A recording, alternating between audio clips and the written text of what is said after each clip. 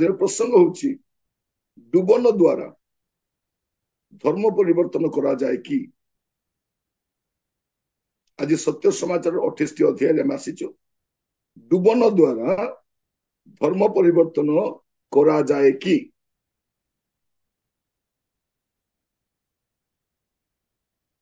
ए दिन मानकर आम देखु चारिआडे गोटे धर्म परिवर्तन करा जाउछि ए प्रसंगटा आलोचना करा जाउछि वास्तव में जो माने यीशु ख्रीष्ट को ग्रहण करती से माने धर्म परिवर्तन करती नहीं मन परिवर्तन करती मन परिवर्तन कर जितेबले बाप्तिजक जहन शिक्षा दौले बाप्तिजक जहन शिक्षा दौन माथि पुस्तक आनतु मो सहित कहीं आम जाना अति जरूरी अटे मु अल्प समय किसी कहवाई चाहे जपरी आपण मैंने ध्यान दियंती ये देखिए माथ्यू तार 3 पर्व 2 पद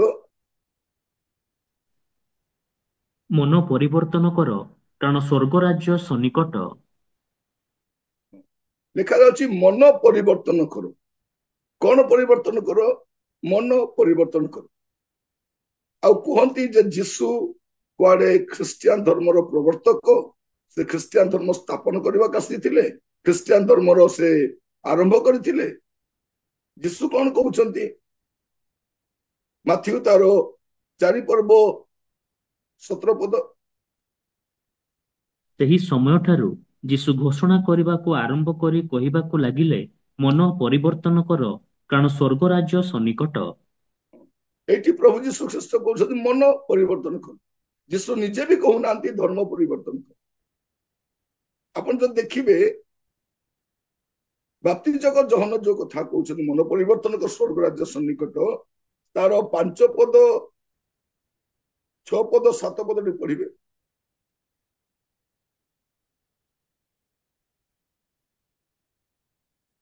माथ्यू 5 पर्व माथ्यू 3 पर्व 5 6 7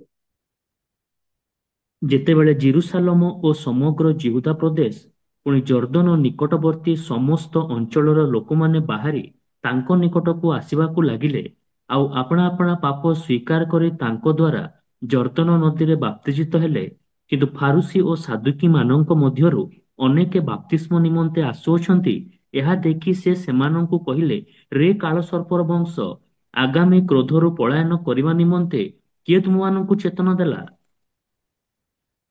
लेखा अछि जहन जते घोषणा करछथि मन परिवर्तन करो स्वर्ग राज्य सन्निकट सेठी डुबन नेबा पाई जेरुसालेम रु समग्र जिहुदा रु जर्दन निकटवर्ती अंचल रु फारूसी माने साधुकी माने आसुछन जे माने ऑलरेडी से माने जिहुदी अटन तो जिहुदी मान को को धर्म रे धर्मांतरीकरण करा जिवो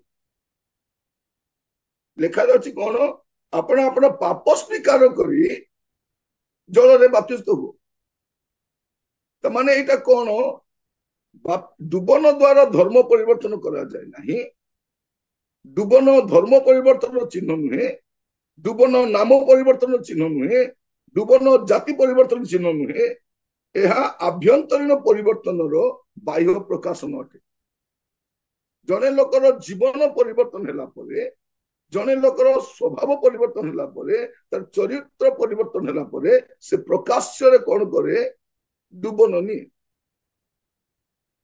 से घोषणा करे जे मु मोर पुरातन स्वभाव को परित्याग करी आज ठारू नूतन स्वभाव रे जीवन यापन करी तो डुबन द्वारा धर्म परिवर्तन करा जाए नहीं धर्मांतरीकरण करा जाए नहीं जेहेतु आम देश कौन होची आप देखिए अन्य कौन देश में डुबन दि जाए कार जाति परिवर्तन करा जाए कार धर्म परिवर्तन करा जाए ना यह कौन अटे जने लोकर आभ्यंतरीण परिवर्तन बाह्य प्रकाशन अटे प्रभु जीशु ख्रीष्ट भी कौन कहते मन परिवर्तन करो କାରଣ ସ୍ୱର୍ଗ ରାଜ୍ୟ ସନ୍ନିକଟ। ଆଉ ଏଠି ଆମେ ଦେଖୁଛୁ ମାଥ୍ୟୁ ତାର 3 ପର୍ବ 15 ଆଉ 16 ପଦ। ମାତ୍ର ଯୀଶୁ ତାଙ୍କୁ ଉତ୍ତର ଦେଲେ, ଏବେ ସମ୍ମତ ହୁଅ, କାରଣ ଏହି ପ୍ରକାର ସମସ୍ତ ଧର୍ମକର୍ମ ସାଧନ କରିବା ଆମ୍ଭମାନଙ୍କର ଉପଯୁକ୍ତ। ସେଥିରେ ସେ ତାହାଙ୍କ କଥାରେ ସମ୍ମତ ହେଲେ। ଯୀଶୁ ବାପ୍ତିଜିତ ହେଲା କ୍ଷଣି ଜଳରୁ ଉଠି ଆସିଲେ। ଆଉ ଦେଖ, ଆକାଶ ଉନ୍ମୁକ୍ତ ହେଲା। ପୁଣି ସେ ଈଶ୍ୱରଙ୍କ ଆତ୍ମାଙ୍କୁ କପୋତ ପରି ଅବତରଣ କରି ଆପଣା ଉପରକୁ ଆସିବା ଦେଖିଲେ। ଏଠି ଦେଖନ୍ତୁ ଯୀଶୁ ମଧ୍ୟ ନିଜେ ଡୁବନ ନେଉଛନ୍ତି। ହେଲେ ଯୀଶୁ ତାଙ୍କର କୋଉ ଧର୍ମ ପରିବର୍ତ୍ତନ କରୁଛନ୍ତି? ଯଦି ଡୁବନ ଦ୍ୱାରା ଲୋକମାନଙ୍କୁ ଧର୍ମାନ୍ତରୀକରଣ କରାଯାଉଛି, ହେଲେ ଯୀଶୁ ଆଉ ଡୁବନ ନେବା ଦ୍ୱାରା ସେ ଆଉ କୋଉ ଧର୍ମ ଗ୍ରହଣ କରୁଛନ୍ତି? ସେ ତ ଅଲରେଡି ଜିହୁଦୀ ଥିଲେ, ଆଉ କୋଉ ଧର୍ମ ଗ୍ରହଣ କଲେ? ଅନ୍ୟମାନେ ଡୁବନ ନେବା ପାଇଁ ଆସନ୍ତି କାହିଁକି? ପାପ ସ୍ୱୀକାର କରି ତୁମେ ଡୁବନ ନିଅ। ଯୀଶୁ କାହିଁକି ନେଉଛନ୍ତି? ଏଇଟା ଗୋଟେ ଧର୍ମ କର୍ମ ଅଟେ, ଏଇଟା ଧର୍ମ ପରିବର୍ତ୍ତନ ନୁହେଁ। ଜଣେ ବ୍ୟକ୍ତି କଣ କରୁଛି? ତାର ପୁରାତନ ସ୍ୱଭାବକୁ, ପୁରାତନ ଜୀବନକୁ ସମାଧିସ୍ଥ କରିବା ପାଇଁ ଚାହୁଁଛି, ଆଉ ନୂଆ ସ୍ୱଭାବରେ ଚାଲିବା ପାଇଁ ଇଚ୍ଛା। ଆପଣ ଦେଖିବେ, ମୁଁ କାହିଁକି ଏଇ କଥା କହିଲି ସଂକ୍ଷେପରେ କହିବା ପାଇଁ ଚାହେଁ। ଡୁବନ ଦ୍ୱାରା ଧର୍ମ ପରିବର୍ତ୍ତନ କରାଯାଏ କି? ଡୁବନ ଦ୍ୱାରା ଧର୍ମାନ୍ତରୀକରଣ କରାଯାଏ କି? ପ୍ରିୟ ଭାଇ ଭଉଣୀ ମାନେ, ଡୁବନ ଧର୍ମ ପରିବର୍ତ୍ତନ ଚିହ୍ନ ନୁହେଁ, ସ୍ୱଭାବ ପରିବର୍ତ୍ତନର ଚିହ୍ନ ଅଟେ, ମନ ପରିବର୍ତ୍ତନର ଚିହ୍ନ ଅଟେ। ମୁଁ ବି ଖ୍ରୀଷ୍ଟିଆନ ପରିବାରରେ ଜନ୍ମଗ୍ରହଣ କରିଛି। ମୋ ବାପା ମା ବି ଖ୍ରୀଷ୍ଟିଆନ, କିନ୍ତୁ ମୁଁ ବି ଡୁବନ ନେଇଛି। ହେଲେ ମୋର କୋଉ ଧର୍ମକୁ ପରିବର୍ତ୍ତନ? ମୁଁ ତ ଅଲରେଡି ଖ୍ରୀଷ୍ଟିଆନ ଥିଲି, ଆଉ ଡୁବନ ନେବା ଦ୍ୱାରା ଆଉ କୋଉ ଧର୍ମ ଗ୍ରହଣ କଲେ? ଆପଣମାନେ ମଧ୍ୟ ଯେଉଁମାନେ ଖ୍ରୀଷ୍ଟିଆନ ପରିବାର ଜନ୍ମଗ୍ରହଣ କରିଛନ୍ତି, ଅଲରେଡି ଖ୍ରୀଷ୍ଟିଆନ ନାମରେ ନାମିତ ଅଟନ୍ତି, ତେବେ ଆପଣ ଯୋଉ ଡୁବନ ନେଉଛନ୍ତି, ଆପଣଙ୍କର କୋଉ ଧର୍ମ ପରିବର୍ତ୍ତନ ହଉଛି? ତେଣୁ ଡୁବନ ନେବା ଦ୍ୱାରା ଜଣେ ଲୋକର ଜାତି ପରିବର୍ତ୍ତନ ହୁଏନି। ଆଜିକାଲି କଣ ହଉଛି? ମିଡିଆ ତାଙ୍କର, ନ୍ୟୁଜ ପେପର ତାଙ୍କର, ରିପୋର୍ଟର ତାଙ୍କର, ତେଣୁ ମିଡିଆରେ ବସି କଣ ବି କହିଦଉଛନ୍ତି।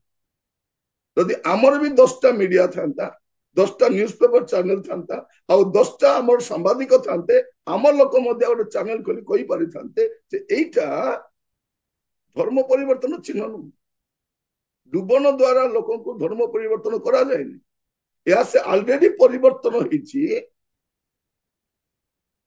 ତାର ପ୍ରକାଶନ।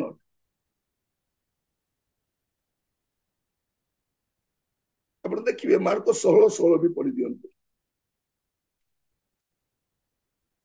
ଯେ ମାର୍କ ବିଶ୍ଵ 16। ଯେ ବିଶ୍ୱାସ କରି ବାପ୍ତିଜିତ ହୁଏ ସେ ପରିତ୍ରାଣ ପାଇବ, କିନ୍ତୁ ଯେ ଅବିଶ୍ୱାସ କରେ ସେ ଦଣ୍ଡାଜ୍ଞା ପାଇବ। ଯୀଶୁ ଖ୍ରୀଷ୍ଟଙ୍କୁ ବିଶ୍ୱାସ କଲା ପରେ ସେ ମୋର ତ୍ରାଣକର୍ତ୍ତା, ମୋର ଉଦ୍ଧାରକର୍ତ୍ତା, ମୋ ପାଇଁ ସେ କ୍ରୁଶରେ ବଳିକୃତ ହୋଇଛନ୍ତି। ଆଉ ତାଙ୍କୁ ସେ ବିଶ୍ୱାସ କରିକି ଯେତେବେଳେ ମନ ପରିବର୍ତ୍ତନ କରେ, ତାପରେ ସେ କଣ କରେ? ବାପ୍ତିସ୍ତ ହୁଏ। ବିଶ୍ୱାସ କଲା ପରେ ସେ ଡୁବନ ନିଏ, ଯାହାକୁ ବାପ୍ତିସ୍ମ ବୋଲି କୁହାଯାଏ। ପ୍ରିୟ ମାନେ, ଜଣେ ଲୋକ ଯେତେବେଳେ ଡୁବନ ନିଏ, ସେତେବେଳେ ତାକୁ ଏଫିଡେଭିଟ କରିବାର ବି ଆବଶ୍ୟକ ନାହିଁ, କାରଣ ଆମର ଓକିଲ ମାନେ ଜାଣନ୍ତି ନାହିଁ, ସେମାନେ ଲ କି ବି ଭଲ ଜାଣନ୍ତି ନାହିଁ, ବାଇବଲ କି ବି ଭଲ ଜାଣନ୍ତି ନାହିଁ। ଯଦି ଜାଣିଥାନ୍ତେ କହିପାରିଥାନ୍ତେ ଯାଇକି କୋର୍ଟରେ ଯେ ଦେଖନ୍ତୁ, ଜଣେ ଲୋକ ଡୁବନ ନେବା ଦ୍ୱାରା ତାର ଧର୍ମ ପରିବର୍ତ୍ତନ କରୁନାହିଁ, ତାର ଜାତି ପରିବର୍ତ୍ତନ କରୁନାହିଁ, ତାର ନାମ ପରିବର୍ତ୍ତନ କରୁନାହିଁ, ତେଣୁ ତାକୁ ଏଫିଡେଭିଟ କରିବାର ଆବଶ୍ୟକ ନାହିଁ। ଏଫିଡେଭିଟ ଆବଶ୍ୟକ ନାହିଁ। ଏବେ କୁହାଯାଉଛି ସେମାନେ ଏଫିଡେଭିଟ କରନ୍ତୁ। କାହିଁକି ଏଫିଡେଭିଟ କରିବ? ସେ କଣ ଧର୍ମ ପରିବର୍ତ୍ତନ କରୁଛି? ସେ କଣ ଜାତି ପରିବର୍ତ୍ତନ କରୁଛି? ସେ କଣ ନାମ ପରିବର୍ତ୍ତନ କରୁଛି? କଣ କରୁଛି ଯେ ସେ ଡୁବନ ନେବ? ମାନେ କଣ କରୁଛି ଯେ ସେ ଲୋକଟା ଏଫିଡେଭିଟ କରିବ? ପ୍ରିୟ ଭାଇ ଭଉଣୀ ମାନେ, ଖ୍ରୀଷ୍ଟିଆନ ସମ୍ପ୍ରଦାୟରେ ଆମର ପୁଅ ଝିଅ ମାନେ ମଧ୍ୟ ମଣ୍ଡଳୀ ମଧ୍ୟରେ ବଢିଲା ପରେ ଯେତେବେଳେ ସେମାନେ ପ୍ରଭୁ ଯୀଶୁ ଖ୍ରୀଷ୍ଟକୁ ବିଶ୍ୱାସ କରନ୍ତି ତାଙ୍କୁ ବି ଡୁବନ ଦିଆଯାଏ। ସେଇଟା କଣ ତାଙ୍କୁ ଆଉ ଗୋଟେ ଜାତିକୁ ପରିବର୍ତ୍ତନ କରାଯାଏ କି? ମୁଁ ଯୋଉ କହୁଥିଲି ପ୍ରଭୁ ଯୀଶୁ ଖ୍ରୀଷ୍ଟ ନିଜେ ମଧ୍ୟ ସେ ଡୁବନ ନଉଛନ୍ତି, ତାଙ୍କର କୋଉ ଜାତି ପରିବର୍ତ୍ତନ କରୁଛନ୍ତି? ଆପଣ ଦେଖିବେ ପ୍ରଥମ କରନ୍ଥିୟ ତାର 10 ପର୍ବ ତାର 2 ପଦ। ଆଉ ସମସ୍ତେ ସମୁଦ୍ର ମଧ୍ୟ ଦେଇ ଗମନ କଲେ, ପୁଣି ସମସ୍ତେ ମେଘ ଓ ସମୁଦ୍ରରେ ମୂଷାଙ୍କ ଉଦ୍ଦେଶ୍ୟରେ ବାପ୍ତିଜିତ ହେଲେ। ଏଠି ବି ଆମେ ଦେଖୁଛୁ ଲୋକମାନେ କଣ ହେଲେ? ବାପ୍ତିଜିତ ହେଲେ। କେତେ ଲୋକ ବାପ୍ତିଜିତ ହେଲେ? ଯେତେ ଲୋକ ମିଶ୍ରରୁ ବାହାରି ଆସିଛନ୍ତି ସେମାନେ ବାପ୍ତିଜିତ ହେଲେ। ଏମାନେ ତ ଅଲରେଡି ଜିହୁଦୀ ଲୋକ ଥିଲେ, ଏମାନେ ଅଲରେଡି ଈଶ୍ୱରଙ୍କୁ ବିଶ୍ୱାସ କରିବା ଲୋକମାନେ, ଏମାନେ ମିଶ୍ରୀୟ ଲୋକମାନେ ନୁହନ୍ତି। ଏମାନେ ସଦାପ୍ରଭୁଙ୍କୁ ବିଶ୍ୱାସ କରିବା ଲୋକ। ଆପଣ ଦେଖିବେ ଯାତ୍ରା ପୁସ୍ତକ 12 ପର୍ବ ତାର 37 ପଦ। ଅନନ୍ତରେ ଇସ୍ରାଏଲ ସନ୍ତାନମାନେ ବାଳକ ଛଡ଼ା ପ୍ରାୟ 6 ଲକ୍ଷ ପୁରୁଷ ପାଦଗତିରେ ରାମିସେସ୍ ଠାରୁ ସୁକତକୁ ଯାତ୍ରା କଲେ। କେତେ ଜଣ? 6 ଲକ୍ଷ ପୁରୁଷ। ସ୍ତ୍ରୀ ମାନଙ୍କ କଥା ଲେଖା ଯାଇନି, ଆଉ ପିଲାମାନଙ୍କ କଥା ଲେଖା ଯାଇନି। ଏମାନେ ସମସ୍ତେ କଣ କଲେ? ମିଶ୍ରରୁ ବାହାରି ଆସିଲେ, ଆଉ ଏମାନେ ବାପ୍ତିସ୍ତ ହେଲେ। ଏହା ଦ୍ୱାରା କଣ ଏମାନଙ୍କର ଧର୍ମ ପରିବର୍ତ୍ତନ ହଉଛି, ନା ଜାତି ପରିବର୍ତ୍ତନ ହଉଛି, ନା ସେମାନଙ୍କର ଗୋତ୍ର ନା ନାମ ପରିବର୍ତ୍ତନ କରାଯାଉଛି? ତେଣୁ ଜାଣି ରଖନ୍ତୁ, ଡୁବନ ଦ୍ୱାରା ଧର୍ମ ପରିବର୍ତ୍ତନ କରାଯାଏ ନାହିଁ। ଯୋଉ ଲୋକ ଆଗରୁ ପରିବର୍ତ୍ତନ ହେଇଛି, ପରିବର୍ତ୍ତନ ହେଲା ପରେ କଣ ପରିବର୍ତ୍ତନ? ମନ ପରିବର୍ତ୍ତନ ହେଲା ପରେ, ଜୀବନ ପରିବର୍ତ୍ତନ ହେଲା ପରେ, ପୁରାତନ ସ୍ୱଭାବ ପରିବର୍ତ୍ତନ ହେଲା ପରେ ସେ ଲୋକ ଡୁବନ ନିଏ। এইটা ধর্ম পরিবর্তন নুহে, এটা আপনি বি জানি রখুন। নচেত কালি আপনার বি কেই কহিব হ্যাঁ হ্যাঁ আমি জানিছু ডুবন দ্বারা তুমি লোকমানଙ୍କୁ পানিরে বুড়েইকি ধর্ম পরিবর্তন করছ। ଯୀଶୁଙ୍କ ବିଷୟରେ କହିବା ପୂର୍ବରୁ ଜାଣିବା ଦରକାର ଯୀଶୁ କିଏ। ଖ୍ରୀଷ୍ଟିଆନିଟି ବିଷୟରେ କହିବା ପୂର୍ବରୁ ଖ୍ରୀଷ୍ଟିଆନ କିଏ ଜାଣିବା ଦରକାର। ମୁଁ ଆପଣଙ୍କୁ କହୁଥିଲି ମୁଁ ଖ୍ରୀଷ୍ଟିଆନ ପରିବାରରେ ଜନ୍ମଗ୍ରହଣ କରିଛି। ମୋର ବାପା ମା ଜଣେ ଖ୍ରୀଷ୍ଟିଆନ, ମୋ ବାପା ମାଙ୍କର ବାପା ମା ବି ଖ୍ରୀଷ୍ଟିଆନ। କୌଣସି ଲୋଭ ପ୍ରଲୋଭନରେ ଖ୍ରୀଷ୍ଟିଆନ ହେଇନଥିଲେ ସେମାନେ, କୌଣସି ଲୋଭ ପ୍ରଲୋଭନରେ ନୁହେଁ। ମୋ ବାପା ଜଣେ ଟିଚର ଥିଲେ, ମୋ ବାପା ମାନେ ବି ଧନୀ ଥିଲେ, ମା ଘରେ ବି ଧନୀ ଥିଲେ, ସେଇ ସମୟର ଜମିଦାର ଥିଲେ। କୌଣସି ପ୍ରଲୋଭନରେ ସେମାନେ ଶିକାର ହେଇକି ନୁହେଁ। ଯେତେବେଳେ ଜାଣିଲେ ଯେ ଯୀଶୁ ଖ୍ରୀଷ୍ଟ ହିଁ ବାସ୍ତବରେ ତ୍ରାଣକର୍ତ୍ତା, ସେମାନେ ପ୍ରକୃତି ପୂଜା ଛାଡିକି, ଆମ ଘର ଲୋକ କେବେ ବି ଆକୃତି ପୂଜା କରିନାହାନ୍ତି, କେବେ ବି କରିନାହାନ୍ତି। ଏ ଯୋଉ ଆକୃତି ଆସିଲା, ଯେମାନେ ଭାରତରୁ ବାହାରୁ ଆସିଲେ ସେମାନେ ଆକୃତି ନେଇକି ଆସିଲେ। ଭାରତୀୟ ମାନେ ପ୍ରକୃତି ପୂଜା କରିବା ଲୋକ।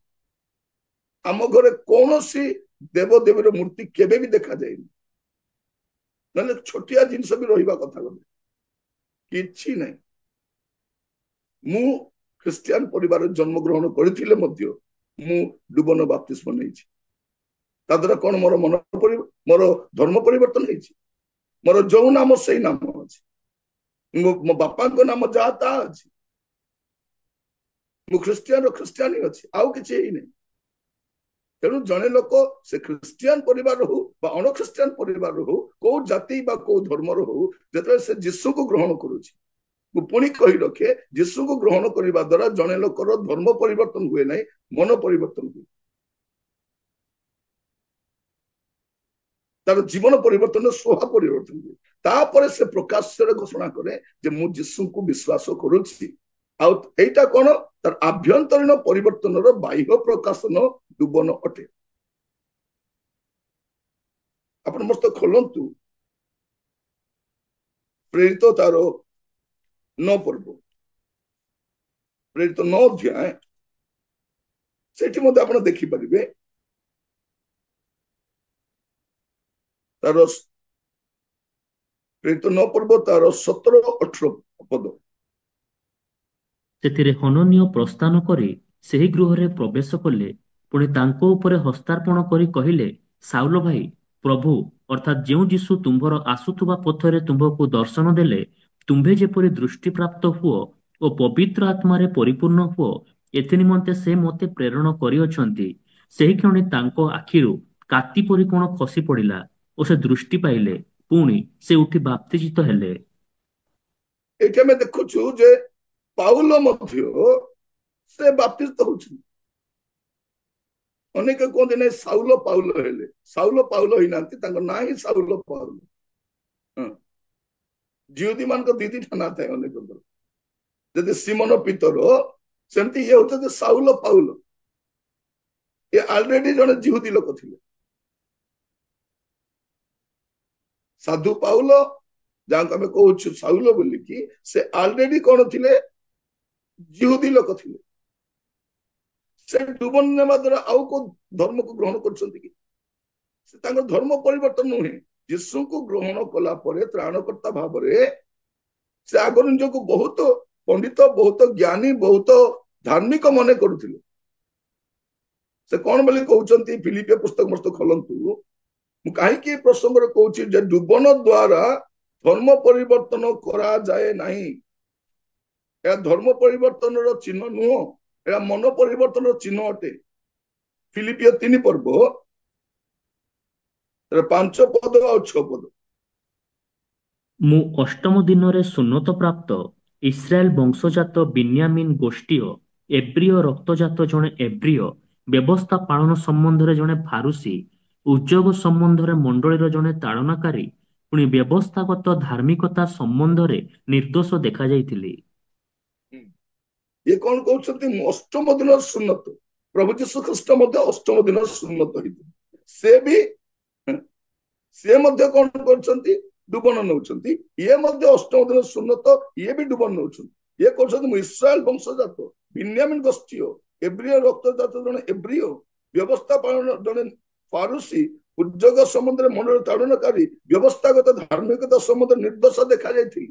କିନ୍ତୁ ଏସବୁ ହେଲା ପରେ ମଧ୍ୟ ଯେତେବେଳେ ଯୀଶୁଙ୍କ ପ୍ରକାଶ ପାଇଲେ, ଯୀଶୁଙ୍କ ଦର୍ଶନ ପାଇଲେ, ସେ କଣ ବୋଲି କହୁଛନ୍ତି? ତିମୋଥୀକୁ ଲେଖିବା ସମୟରେ ତାଙ୍କ ପତ୍ରରେ, ପ୍ରଥମ ତିମୋଥୀ ତାର 1ମ ଅଧ୍ୟାୟ 15 ପଦ, ଏଇ ସମ୍ବାଦ ମଧ୍ୟ ଆପଣ ଅନ୍ୟମାନଙ୍କୁ ସେୟାର କରିପାରିବେ।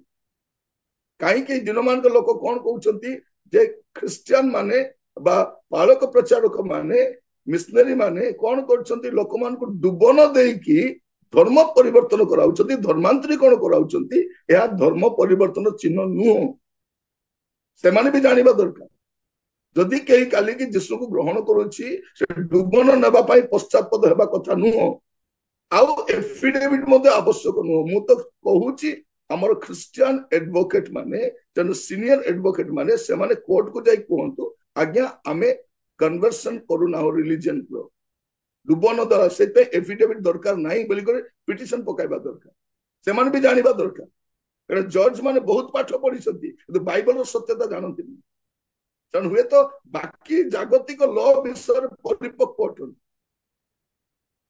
ବହୁତ ଅଭିଜ୍ଞ ଅଟନ୍ତି, ବାଇବଲ ଜାଣନ୍ତିନି। ସେମାନଙ୍କୁ ଯାହା ଉପସ୍ଥାପନା କରାଗଲା କଣ କରିବା ପାଇଁ? ଯେପରି ଖ୍ରୀଷ୍ଟିଆନ ହେବାରୁ ରୋକା ଯାଇପାରିବ, ସେ କଟକଣା ସୃଷ୍ଟି କରିବା ପାଇଁ ଏଇ ନିୟମ ଅଣାଯାଇଛି। ଧର୍ମାନ୍ତରୀକରଣ କରାଯାଏନି। ଆଉ ଡୁବନ ତ ଧର୍ମ ପରିବର୍ତ୍ତନ ଚିହ୍ନ ନୁହଁ। ଯୋଉ ଲୋକ ଆଗରୁ ପରିବର୍ତ୍ତନ ହେଇସାରିଛି, ବିଶ୍ୱାସ କରି ଯୀଶୁକୁ ଗ୍ରହଣ କରି ସାରିଛି, ସେଇ ଲୋକ ଡୁବନ ନଉଛି। ଏଟା ଆମେ ଦେଖୁଥିଲୁ, ପାଉଲ ଜଣେ ବିଜ୍ଞ ଲୋକ, ଗୋଟେ ଅଶିକ୍ଷିତ ଲୋକ ନୁହଁ, ଗୋଟେ ଗାଉଁଲି ଲୋକ ନୁହଁ। ସେ ଲୋକ କଣ? ଅଲରେଡି ସେ ଲୋକ ବିଜ୍ଞ ଲୋକଟା, ସେଇ ଲୋକ ଜିହୁଦୀ, ସେ ବ୍ୟବସ୍ଥାଗତ ଧାର୍ମିକତା ସମ୍ବନ୍ଧରେ ନିର୍ଦ୍ଦୋଷ ଦେଖାଯିବା ଲୋକ, ଅଷ୍ଟମ ଦିନରେ ଅଲରେଡି ସୁନ୍ନତ ପାଇଛନ୍ତି। ସେ ଲୋକ ଡୁବନ ନଉଛନ୍ତି। କାହିଁକି ନଉଛନ୍ତି?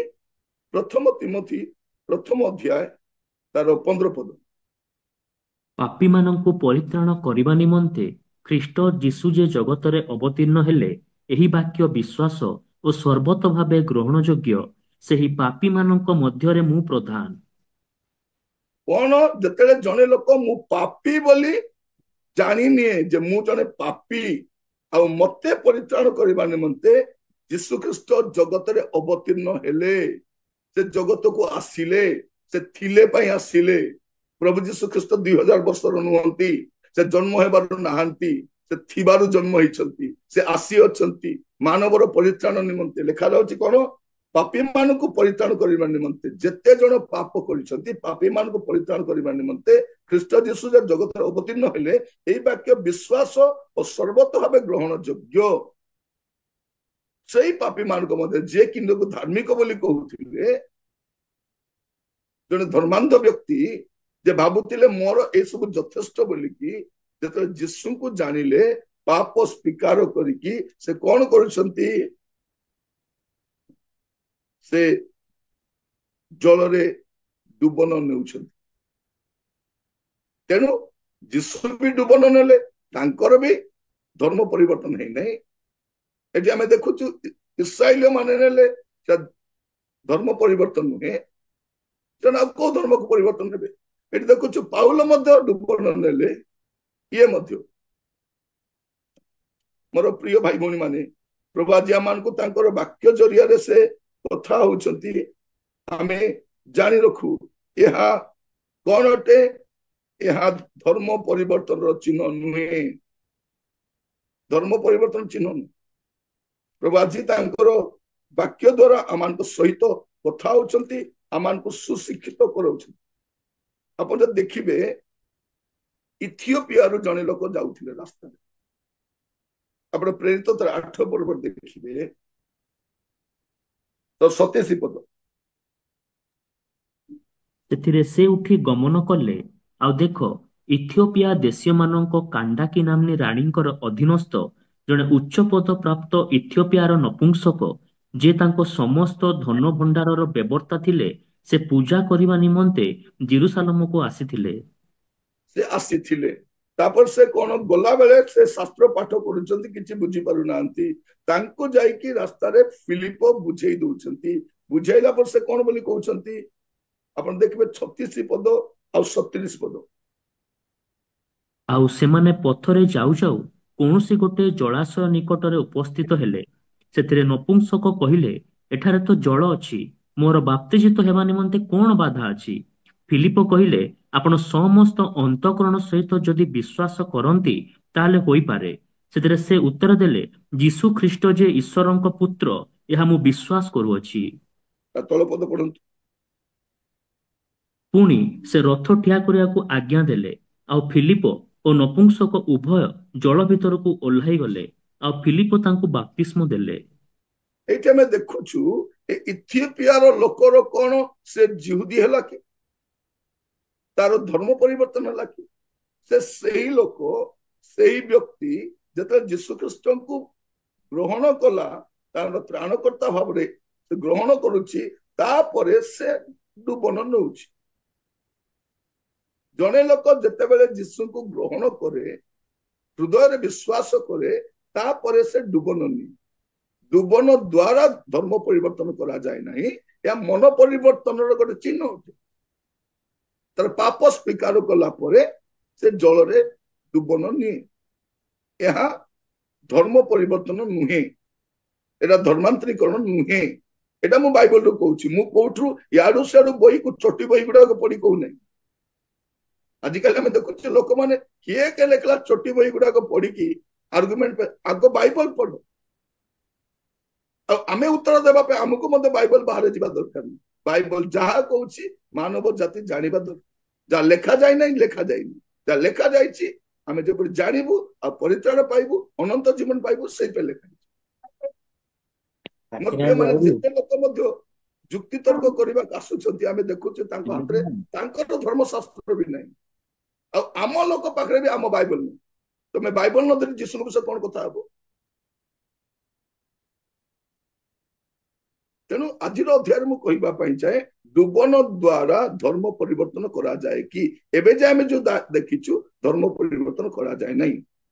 ଲୋକ କହୁଛନ୍ତି कन्वर्सन थ्रू बाप्टिजम नहीं तेणु आम मानक डुबन नेबा समय आम मानक एफिडेविट कर भी आवश्यक नहीं एटा आम वकिल मान पकईवा दरकार मु वकिलाती पढ़ी ना मुझे पकई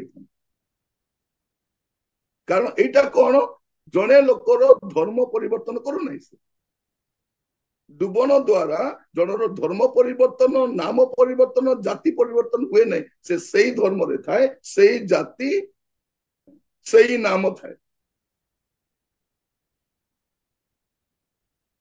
मु डुबन नेबा पूर्व मोना निरंजन थिला आ डुबन नेला परे भी मोना निरंजन ही अछि अविनाश साबत डुबन नेबा पूर्व भी अविनाश साबत थिला एबे भी अविनाश साबत है आपण मान मध्य अनेक जो बसी समस्ते आमे कहीं डुबन ने कहबार अर्थ प्रिय भाई बड़ी माने जो मैंने किसी जानती ना मीडिया रे जाई कहीं कहूली मीडिया मत भी माइक थोड़े दिंतु मत भी हट सीट रे बसातु मु भी प्रश्न पचारि पारि पानी पी पी पलैबे समस्त प्रिय भाई बड़ी माने आमर जीशु विषय पचारि पारुछ जदि आमे भी तुमको पचारू तुम विषय तुम तो ठेंगा बाड़ी धर उठिब कारण मूल ना कि चोल ना तार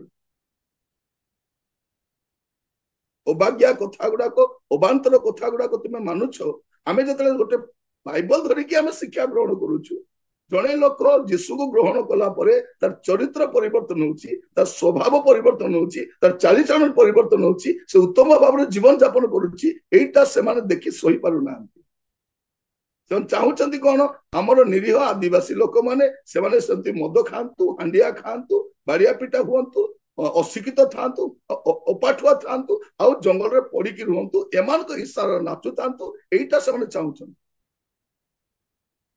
जदि आम आदिवासी माने जदि धर्म ग्रहण करेंगे से मंदिर कौन पूजारी करेंगे मंदिर कौन प्रवेश करेंगे मु तो देखी ना आमर मंदिर गुड़ाक आमर आदिवासी लोक मैंने पूजारी हेबार भीतर तो प्रवेश कर दौना किंतु जिते जड़े लोक जीशु को ग्रहण करुच्ची से हो सांताली हो मुंडा हो कौन सी आदिवासी संप्रदाय हो से पालक हो पारुची से प्रचारक हो पारुची से विषव हो पारुची आम साथी रे आम घरे बसी खाई पारुची आम एक हो से हुए नहीं से भय कौन धरी जदि एभली भाव में सब ख्रिस्टियान नहीं जीवे आमे कौन करबा आमे तो पूरा माइनॉरिटी ही जीवे एम तो मेजोरिटी ही जीवे प्रिय भाई बड़ी माने आमे केबे भी चाहिना आमे केबे भी चाहिना जे भारत गोटे ख्रिस्टियान देश हो बोली आमे गोटे विषय चाहिचु समस्त जीशु को जानतु और मन परिवर्तन करन तेनु डुबनटा जे नउछि ताहा धर्म परिवर्तन चिन्ह नुहे ता मन परिवर्तन प्रकाश्य प्रकाशन अटे आउ देखिबे गोटे जगह रे आप मस्त खोलंतु प्रेरित तार 16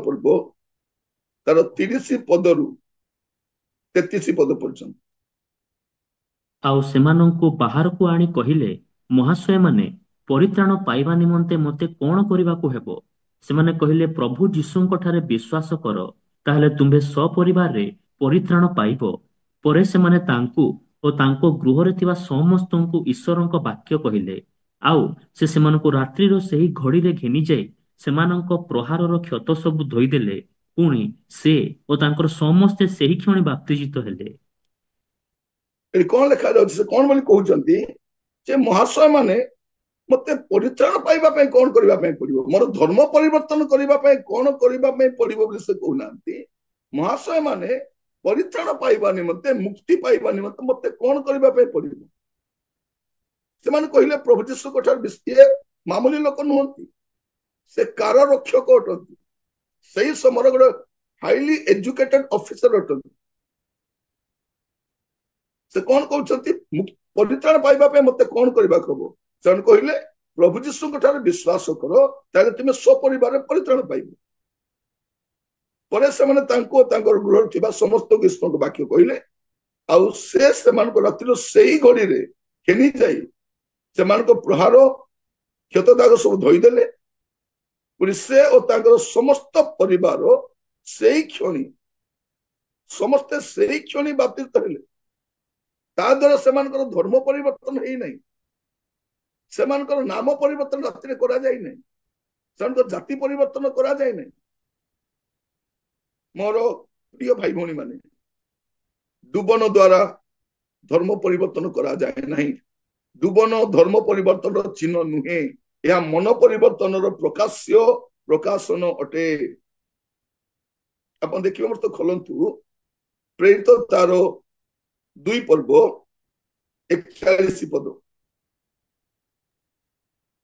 ସେଥିରେ ଯେଉଁମାନେ ତାହାଙ୍କ ବାକ୍ୟ ଗ୍ରହଣ କଲେ ସେମାନେ ବାପ୍ତିଜିତ ହେଲେ, ଆଉ ସେହିଦିନ ପ୍ରାୟ 3,000 ଲୋକ ମଣ୍ଡଳୀ ସହିତ ସଂଯୁକ୍ତ ହେଲେ। ସେମାନେ କଣ ହେଲେ? 3,000 ଲୋକ ସେମାନେ ଡୁବନ ନେଲେ।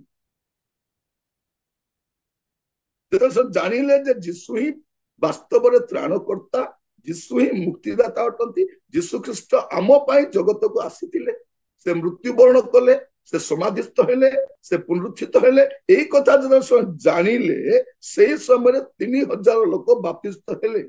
ଏହା ଦ୍ୱାରା କୌଣସି ଏଫିଡେଭିଟ୍ କରିନାହାନ୍ତି ରୋମିଓ ସରକାର ପାଖରେ ଯାଇକି। ଏହା ଦ୍ୱାରା ସେମାନେ କୌଣସି ଏଫିଡେଭିଟ୍ କରିନାହାନ୍ତି, ନାମ ପରିବର୍ତ୍ତନ କରିନାହାନ୍ତି, ସେମାନଙ୍କର ଜୀବନ ପରିବର୍ତ୍ତନ ହେଇଛି। ତେଣୁ ମୁଁ ଆପଣମାନଙ୍କୁ ଆଜିର ସମ୍ବାଦ ରଖିବା ପୂର୍ବରୁ କହିବା ପାଇଁ ଚାହେଁ, ମନ ପରିବର୍ତ୍ତନ ପରେ ଜଣେ ବ୍ୟକ୍ତିଙ୍କୁ ଡୁବନ ନେବାକୁ ପଡେ। ଏହା ଦ୍ୱାରା ଧର୍ମ ପରିବର୍ତ୍ତନ କରାଯାଏ ନାହିଁ। ଡୁବନ ଧର୍ମ ପରିବର୍ତ୍ତନର ଚିହ୍ନ ନୁହେଁ, ଏହା ମନ ପରିବର୍ତ୍ତନ ଚିହ୍ନ ଅଟେ। ଆଉ ବାଇବଲରେ କୌଣସି ଜାଗାରେ ଧର୍ମ ପରିବର୍ତ୍ତନ କରିବା ପାଇଁ କୁହାଯାଏ ନାହିଁ। ଏପରିକି ଖ୍ରୀଷ୍ଟିଆନ ମାନେ, ପାଳକ ପ୍ରଚାରକ ମାନେ, ସେମାନେ ମଧ୍ୟ ଧର୍ମ ପରିବର୍ତ୍ତନ କରାନ୍ତି ନାହିଁ। ତେଣୁ ଆଜି ଯଦି ଅନ୍ୟ ସମ୍ପ୍ରଦାୟର, ଅନ୍ୟ ଜାତିର, ଅନ୍ୟ ଧର୍ମର ଯଦି କେହି ଯୀଶୁକୁ ଗ୍ରହଣ କରୁଛନ୍ତି ସ୍ୱ ଇଚ୍ଛାରେ, ଏଠି ବାଧ୍ୟବାଧକତାର କରାଯାଏ ନାହିଁ। ଖ୍ରୀଷ୍ଟିଆନିଟିରେ ଠେଙ୍ଗା ବାଡି ଧରିକି ମାରି ପିଟିକି କାହାକୁ ପରିବର୍ତ୍ତନ କରାଯାଏ ନାହିଁ। ଯେତେବେଳେ ଧର୍ମାନ୍ତରୀକରଣ କରୁଛନ୍ତି, ଏମାନେ କଣ କରୁଛନ୍ତି? ଏମାନେ ଯୋଉ ଫେରେଇ ନେଉଛନ୍ତି ଠେଙ୍ଗା ବାଡି ଧରୁଛନ୍ତି, ବାଡେଇକି କଚାଡିକି ମାରିକି ତାର ଘର ଭାଙ୍ଗିକି ଗାଁରୁ ତାଡିଦେବୁ, ପାଣି ଦେବୁନି, ସମାଜରୁ ବାହାର କରିବୁ, ସରକାର ସୁବିଧା ଦେବୁନି, କେତେ ଡରେଇକି ଫେରେଇ ନେବାର କଣ ଦରକାର ଅଛି? ଯଦି ବାସ୍ତବର ସତ୍ୟତା ଅଛି, ଆମେ ଯେମିତି ବାଇବଲ ଦେଖେଇ କହୁଛୁ, ସେମାନେ ବି ତାଙ୍କ ଶାସ୍ତ୍ର ଦେଖାଇ କହିବା ଅଛି, ନାଇଁ ରେ ବାବୁ, ଯୀଶୁ ପରିତ୍ରାଣ ଦେଇପାରିବେ ନାହିଁ, ଯୀଶୁ ପାପ କ୍ଷମା ଦେଇପାରିବେ ନାହିଁ, ଯୀଶୁ ମରିକରି ଉଠି ନାହାନ୍ତି, ଯୀଶୁ ସତ୍ୟ ପରମେଶ୍ୱର ନୁହନ୍ତି, ଏମାନେ ସତ୍ୟ ପରମେଶ୍ୱର, ଏଇଠି ଦେଖ ଆମ ଶାସ୍ତ୍ର ଲେଖା ହେଇଛି। ଏଇଟା କହିକି ସିନା ନେବ ନା ସରକାରର ଚାପ, ନୂଆ ନିୟମ ବନେଇକି, କଡା ନିୟମ ବନେଇକି ଗାଁରୁ ତୋଡିଦେବୁ, ତତେ ପାଣି ଦେବୁ ନାହିଁ, ସମାଜ ଚ୍ୟୁତ କରିଦେବୁ, ମାରି ପିଟିକି ଖୁଣ୍ଟରେ ବାନ୍ଧି ମାରିକି ତୁମେ ଲୋକଙ୍କୁ ଫେରେଇକି ନେବ। ତା ମାନେ କଣ? ସତ୍ୟତା ନଥିବା ଗୋଟେ ଧର୍ମ ସେଇଟା। ଯଦି ସତ୍ୟତା ଥାନ୍ତା, ଶାସ୍ତ୍ର ଦେଖେଇକି ଲୋକମାନଙ୍କୁ କହିପାରିଥାନ୍ତା। ତେଣୁ ଆଜି ମୁଁ ଆପଣମାନଙ୍କୁ କହିବା ପାଇଁ ଚାହେଁ, ଡୁବନ ଯୀଶୁକୁ ଗ୍ରହଣ କଲା ପରେ ନିହାତି ଆବଶ୍ୟକ ଅଛି। ଖ୍ରୀଷ୍ଟିଆନ ସମ୍ପ୍ରଦାୟର ଲୋକ ହେଲେ ମଧ୍ୟ ତାକୁ ଆବଶ୍ୟକ ଅଛି। ସେ କୌଣସି, ସେ ଲୁଥରାନ ସମ୍ପ୍ରଦାୟର ହୁଅନ୍ତୁ, ସେ କ୍ୟାଥଲିକ ସମ୍ପ୍ରଦାୟର ହୁଅନ୍ତୁ, ବା ଖ୍ରୀଷ୍ଟିଆନ ପରିବାରରେ ଜନ୍ମ, ସେ ବାପ୍ଟିଷ୍ଟ ପରିବାର ବି ଜନ୍ମ ହେଇଥାନ୍ତୁ, ସେ ଯୀଶୁକୁ ଗ୍ରହଣ କଲା ପରେ ତାକୁ ଡୁବନ ନେବାକୁ ପଡିବ। ଆଉ ଡୁବନ ନେବା ଦ୍ୱାରା ଏଫିଡେଭିଟର ଆବଶ୍ୟକ ନାହିଁ। ସେ ଖ୍ରୀଷ୍ଟିଆନ ହୁଅନ୍ତୁ କି ଅଣ ଖ୍ରୀଷ୍ଟିଆନ ହୁଅନ୍ତୁ, ଡୁବନ ଦ୍ୱାରା ଏଫିଡେଭିଟ କରାଯିବା ଆବଶ୍ୟକ ନାହିଁ। କାହିଁକି? ଡୁବନ ନେବା ଦ୍ୱାରା ଜଣେ ଲୋକର ଜାତି ପରିବର୍ତ୍ତନ ହଉନି, ତାର ସେଇ ଜାତି, ତାର ସେଇ ଭାଷା, ତାର ସେଇ ଧର୍ମ, ସେ ସେଇ ବ୍ୟକ୍ତି। ଏହା ମନ ପରିବର୍ତ୍ତନର ପ୍ରକାଶନ ଅଟେ। ଏହା ଆଭ୍ୟନ୍ତରୀଣ ପରିବର୍ତ୍ତନର ବାହ୍ୟ ପ୍ରକାଶନ ଅଟେ। ଡୁବନ ତାର ପୁରାତନ ସ୍ୱଭାବକୁ ଜଳରେ ସେ କଣ କରୁଛି? ସମାଧିସ୍ଥ କରିଦେଉଛି, ତାର ପୁରାତନ ସ୍ୱଭାବକୁ ସେ ଧୋଇ ପକାଉଛି, ଆଉ ନୂଆ ଜୀବନ କାଟିବା ପାଇଁ ସେ ପ୍ରଚେଷ୍ଟା କରୁଛି। ତେଣୁ ମୁଁ ଆପଣମାନଙ୍କୁ କହି ରଖେ, କନଭର୍ସନ ଥ୍ରୁ ବାପ୍ଟିଜମ ନୁହେଁ, ଡୁବନ ଦ୍ୱାରା ମନ ପରିବର୍ତ୍ତନ ହୁଏ। ଏଇଟା ମନ ପରିବର୍ତ୍ତନର ଚିହ୍ନ ଅଟେ, ଏହା ଧର୍ମ ପରିବର୍ତ୍ତନ ଚିହ୍ନ ନୁହେଁ। ମୋର ପ୍ରିୟ ଭାଇ ଭଉଣୀ ମାନେ, प्रभु आपण मान अनुग्रह करंतु आगामी समय आपण मान मध्य जो माने सुनुचंती आपण निश्चित रे आपण माने डुबन नहीं पारिबे कारण यहाँ आ मु कहिबा पई चाहे पुणी कहि रखे जदि हमरो ख्रिस्टियन संप्रदाय रे बा जो संप्रदाय भी हो सत्य जानिथिबा लोक अछंती से माने कोर्ट रे जाई कि गोटे पकांतु गोटे पिटिशनटा एई विषय तर्क करिबा पई जे डुबन द्वारा जड़े लोकर धर्म परिवर्तन हुए ना तेरे से कहीं एफिडेविट करिवार अछि कौन दरकार जे एफिडेविट रो से तो तार जाति परिवर्तन करूने सही जाति एका सही नाम एका सही धर्म एका से धर्म छाड़ी के जाऊ नहीं आपण मन बाहर कर दउछन ताको से छाड़ी के जाऊ नहीं तेबे कहीं के से एफिडेविट करिवो कौन हेबा द्वारा एफिडेविट करा जाए